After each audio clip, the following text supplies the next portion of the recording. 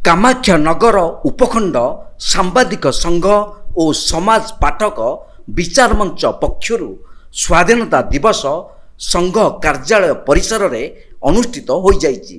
स्वाधीनता दिवस उपलक्षे अनुष्ठित कार्यक्रम में उपखंड सांबादिक संघर सभापति शुभमय नंद एवं समाज पाठक विचार मंचर सभापति ज्ञानरंजन मिश्र जातीय पताका उत्तोलन करी उद्बोधन देइथिले।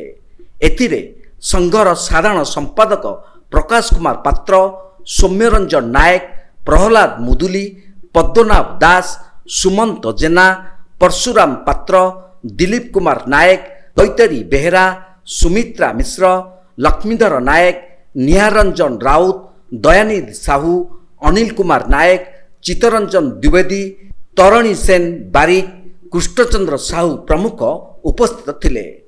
78तम साधारणतंत्र दिवस उपलक्षे समस्त को हार्दिक अभिनंदन। आज आम अगस्ट 15 पाऊे पूर्व आम स्वाधीनता संग्रामी बलिदान जो आम आज उत्सव पालन कर समस्ते गुरुत्व दे जागृत जीवनधारा आगे समस्त निवेदन।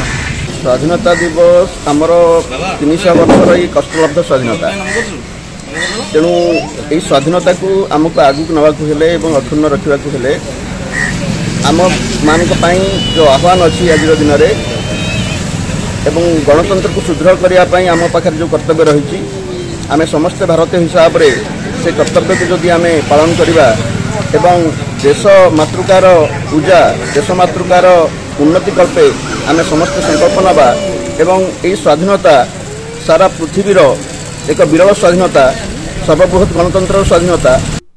कामाख्यानगर प्रकाश कुमार पात्र रिपोर्ट तीर्थक्षेत्र लाइव।